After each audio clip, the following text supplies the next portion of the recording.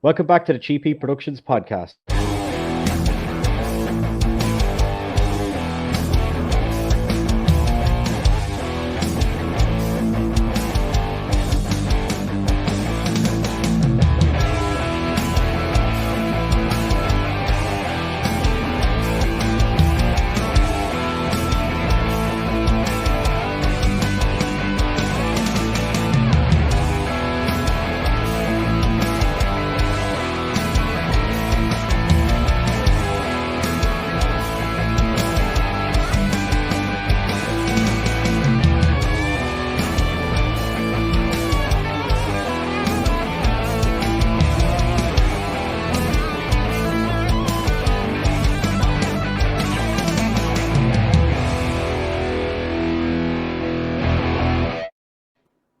Okay, welcome back to the show. And today I'm joined by Raine Cruz, winner of the WWE Summerslam TikTok competition.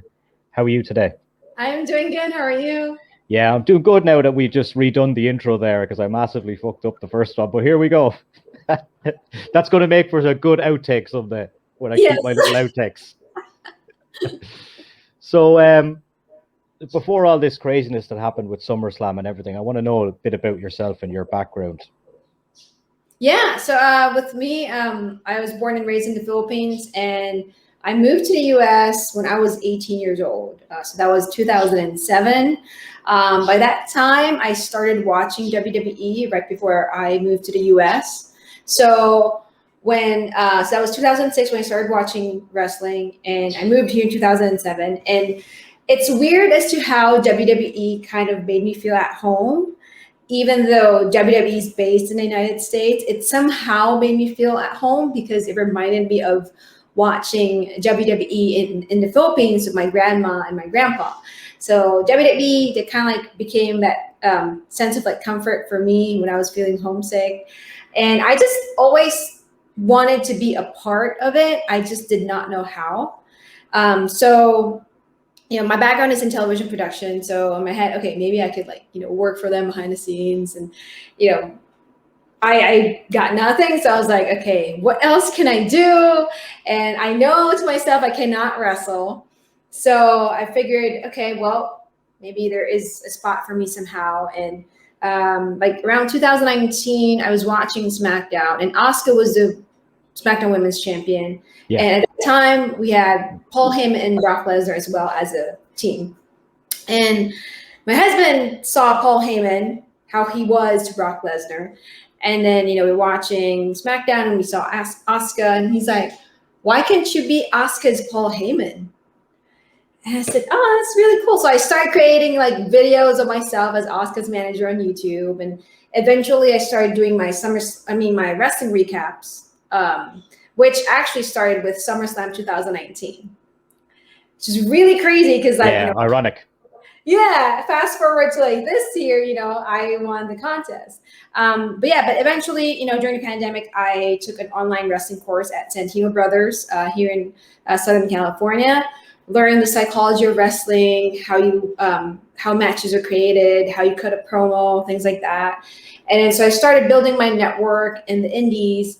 And this past February, I was able to work on my very first show for Orange County Championship Wrestling as a ringside reporter. And then in March, I showed up at another event for Venue Wrestling Entertainment. I was supposed to interview someone, but they canceled the interview. And in my head, I was like, oh my God, we drove 4 hours to get here. I got to do something for the Instagram, Yeah. No, but at least like in my head, it's like, well, it's my first time at this promotion. I got to do something, So I asked the promoter, what else can I do? And he just said, we don't have a ring announcer. And I said, can I try? Like, if you let me, I'll try. If I suck at it, let me know. I will never do it again. And he just literally let me try it and then kept me, for that spot the whole night. And next thing I know, he's booking me for every event that he had as a ring announcer.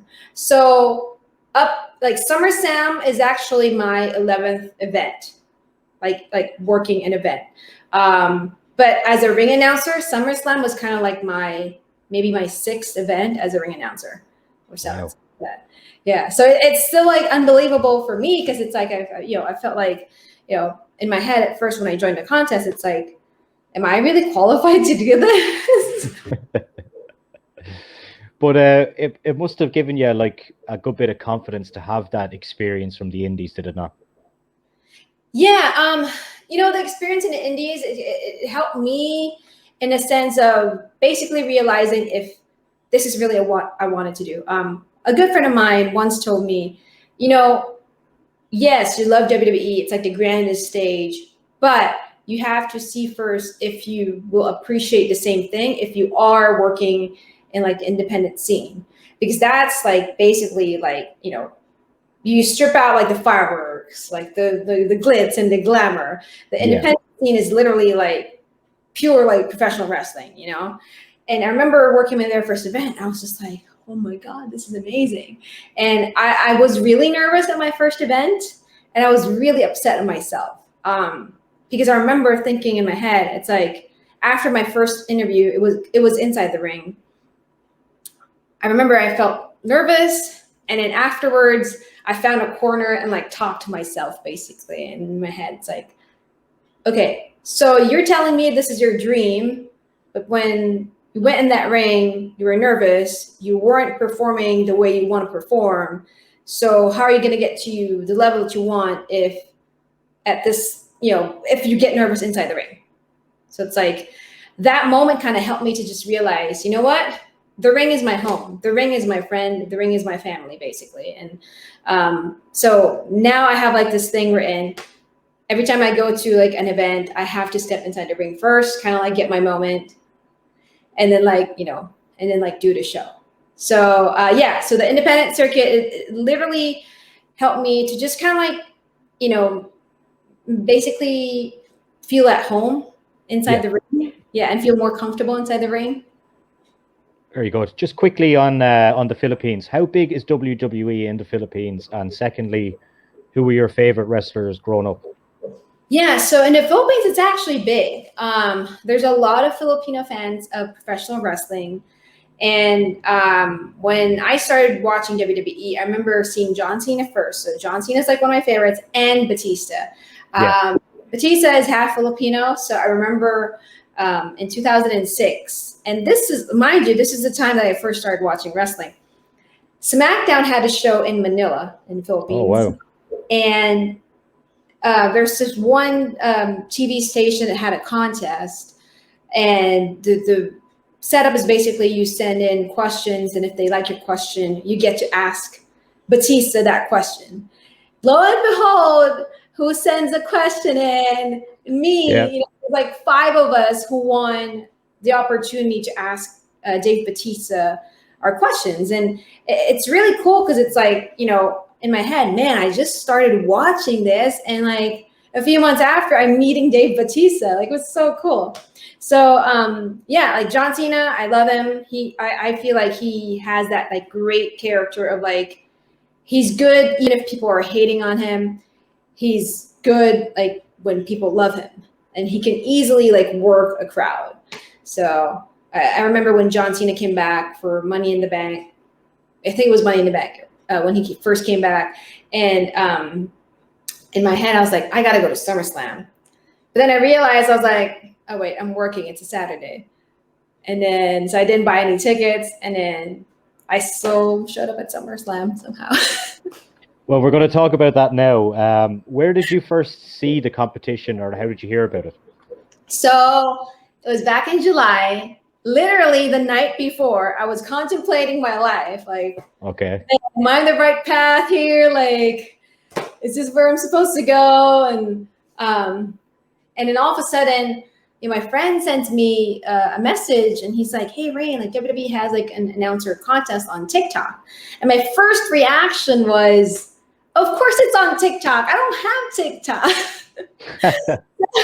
I had TikTok like I think last year, but I wasn't really, I don't know, I didn't really get it, so I just uninstalled it. So I was like, okay, I have to create an account. And I was like, I'm not gonna let this stop me from joining the contest. So I downloaded the app, you know, followed the instructions and created my videos. And there was one point wherein I went to my wrestling dojo and I asked my my wrestler friends, hey, I'm joining this contest on TikTok. Can you help me? And they're like showing me how to use TikTok. And Wow.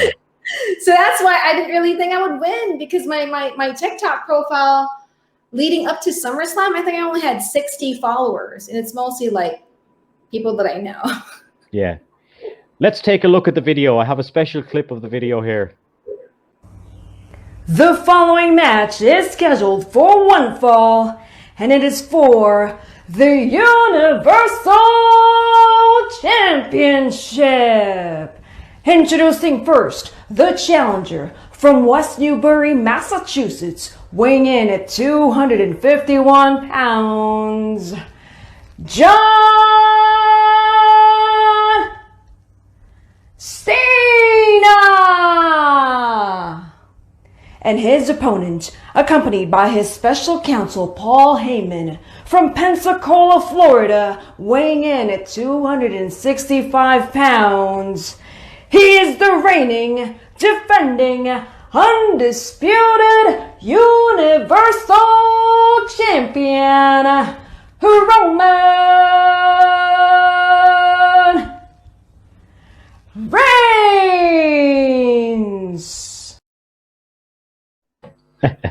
Now, when I look at that, it was kind of like you done it in a style kind of like what Bruce Buffer would do. Has anyone told you that yet? No one has told me that, honestly, no. But I'm glad you brought up, you said Bruce Buffer, right? Yeah. I'm glad you brought him up, because I remember when I first started ring announcing, I was like, man, I move around a lot, and it's like, I don't know. I feel like I'm like not like fitting the mold, because I watch like, ring announcers, and they're like usually like still and like they very graceful and all that. And I was like, man, I think I'm doing this wrong. And my husband was watching a UFC fight, and he comes to the main event, and I see Bruce Buffer. I didn't know who he was at that time. Yeah. I see him, and I was like, who is this person? Because I did not watch UFC at all, and like now I want to see this fight, because I was just like hooked just by watching this guy. And it was Bruce Buffer. So like when I saw him, I was like, man, okay, I'm gonna stick to how I do it, because this guy, like, he has like his own style. He didn't stick to like, he didn't stick to like the mold. He was just basically like being himself, being carried by his passion, and he's just enjoying his moment. And that became like my mindset. Like, basically, you know what? Don't like restrict yourself, like whatever. It's mostly like enjoy the moment, ride that passion, and then just, introduce the characters, and like, so that way you'll be able to justify more who they are, if they are a baby face or if they're a heel. How many takes did you take of the video before you submitted it? That one is actually, it's one of my extra videos. I know WWE picked from the ones that they did. It's called Duet with WWE. That one is mostly like extra credit stuff that I did. I'm not even sure if that one, like, they actually use that as a part of a way to judge the contestants. I'm pretty sure they only use the ones that with hashtag Duet with WWE, something like that. But personally for me, I have this rule of I only have 3 takes. That's my personal rule. Yeah. Because my mindset is like, okay, the goal is to do this live. The goal is to be perfect, at least close to perfect, live, right? So in my head, the first one should be it. Now the other 2 will be like my bonus / practice. So to me, that's like usually my limit, 3, because it's like after sometimes I do more, but it's mostly because at that moment it's just like I was just being crazy, like, come on, like for some, and then like I let my husband listen to it, and he's like, it's the same thing. Yeah. And for some reason, I guess like for me, it's like, no, like there's a difference like here, and like the way I pronounce this, and he's like, it's the same thing. Yeah. But yeah, so my limit is like 3, because in my head, it's like, I picture myself all the time. I'm doing this in front of people. And my goal is like, you have to get this right the first time you try it. Yeah. Luckily, I only made 1 mistake in the intro, and we were on our second one. But look, hey, mistakes happen, right? But at the same time, it's like, To me, sometimes it's like, it's scary to do something live. It's scary sometimes when you think, oh, I only have one shot to do this. But if you think about it, I feel like in our minds, we feel like if we think that we only have one shot, we are more likely to get it right. Yeah. Because if we think that, oh, I can repeat this, whatever, then you're not fully like, like, I don't know, you might let your guard down because in your head, well, I can like hit record again anyway, So I think that's just like my mindset. In terms of the day of SummerSlam, then, were you nervous? I was mostly excited. It's crazy. Like I envisioned myself being there. My mindset at that time, or even before I found out that I won, I would literally walk down our hallway thinking I'm walking down towards the ring. Like I'd go to church and like think that, because you know how like you have aisles at, churches, like I'd walk down thinking in my head, like I'm walking down to get to a WWE ring. Like I trained my brain to be in that moment because I wanted to be in that moment. So when I got the opportunity to be there, it's just mostly like, oh my God, this is what I visualize in my head. Like, this is where I wanted to be. And the fact that I made it there, it was just like, I mean, until now, it's still surreal, because it's like I said, it's just something that I visualize in my head. I dreamt of being there and somehow it happened. So it's like the nervousness, it didn't really hit me until after I did my spot. Yeah. I think it's because afterwards, it's like, all right, who's going to tell me something here? Like, tell me, how did I do? Yeah. Did I mess up something? Like, come on, let's go.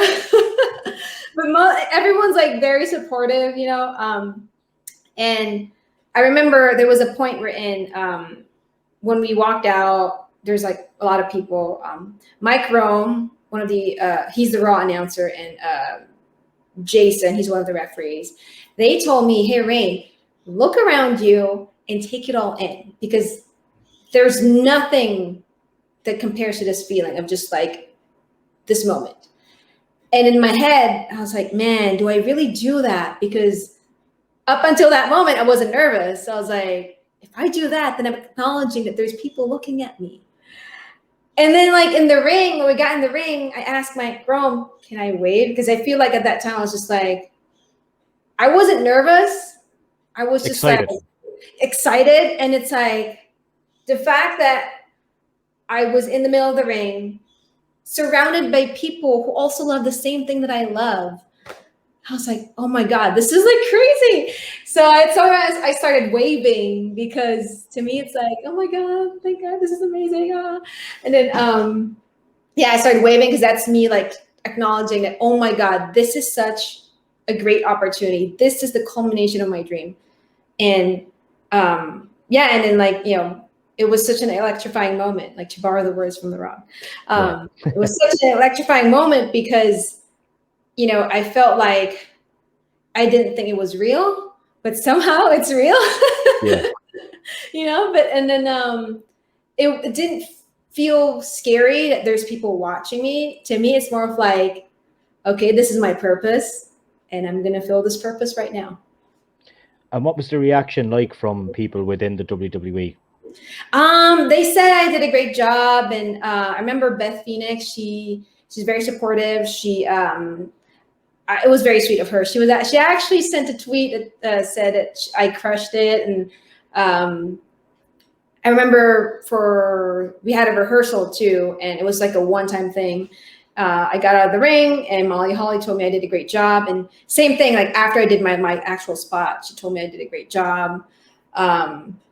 It's just, I remember I saw Big E and Baron Corbin afterwards, and they said, great job. So it's just like, it's amazing as to how these people told me I did a great job, when, if you think about it, they're not required to tell me that. No. And they took their time. They spent that time to actually stop and tell me, Raine, great job, congratulations. Same thing when I was leaving the announcer side, and here comes Michael Cole and Pat McAfee, same thing, and Corey Graves. And it's like, it's crazy, because it's like, they didn't have to do that, but they took their time to like stop and like tell me congratulations and you did a great job. So that's really nice. Yeah. And I think you've done a great job as well. Just want to throw it out there. Not just because you're on the podcast there or anything. I just say it. Thank you. I appreciate it. No problem. So since this has happened anyway, has it opened more doors for you in terms of independent ring announcing, or what have you got going on in your life at the moment? Yeah. So for me, this month of September, I'm ring announcing every single weekend. And October, I got like some bookings in October as well. And I had to turn down some because there are some that are kind of like conflicting schedules. But I've also kind of like have like a combat sporting company, I believe in New Hampshire, that reached out to me on Instagram and they're like, hey, we want you to announce our fighters like wrestling style. Like, see, like that avenue, I never thought, oh, you want me to do this? Cool. I've had people reach out to me for like, voiceovers like that. And it's really cool. Cause like I said, it happened from like, just by accident that I found out I can ring announce and, now we're here. Now you're talking to me. Yeah. Now you're here in Ireland on the best podcast in Ireland. I can tell though by how passionate you are about this, like you're so passionate. And I really think I don't think we've seen the last of you on WWE TV. Oh, thank you. Yeah. To be honest with you, when I won the contest, I was like, okay, great. Like, what happens after this? Like, after we got home, my husband and I were like, okay, so what's next? And that's like the big question for me. But in my head, it's like, you know what? Get your reps. I work with OCCW and VWE. Those are like my home promotions here in Southern California, but I'm not like limited to them. So it's like, I have like other places, other promotions that are trying to book me. So to me, it's like practice, because I can technically practice here, like just practice my ring announcing, but it's very different when you're inside a ring. I feel like when I'm in the ring, it's like, I become like a superhero or something. Like somehow it's like, when you showed me that clip earlier, it's like, I don't even know if that's me. You look focused. Look focused. I don't know that person. Just kidding. Yeah, it's like, to me, it's like about getting my reps and being the best that I can be. So it's basically for me, it's like, I want to keep ring announcing and finding like my spot in the industry, because I want to turn that one-time spot in the WWE into a full-time spot one day, whether it be WWE or somewhere else.